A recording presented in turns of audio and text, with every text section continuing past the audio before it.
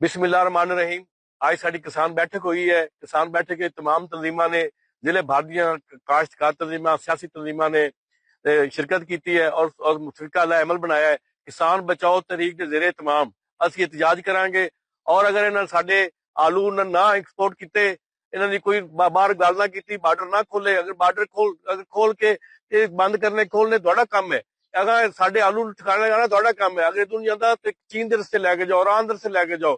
ये साडी जो क्रॉप है इन्हू हर सूरत बाहर लैके जाओ ताकि अगर भैया इस तरक्की का चल सके। ते रुकन नहीं देंगे। अगर साडे नाल ज्यादती हुई है, ना किया गया, तो असीं पंजाब दी हर शहरां ते जाके ढेर ला देंगे आलूआं दे।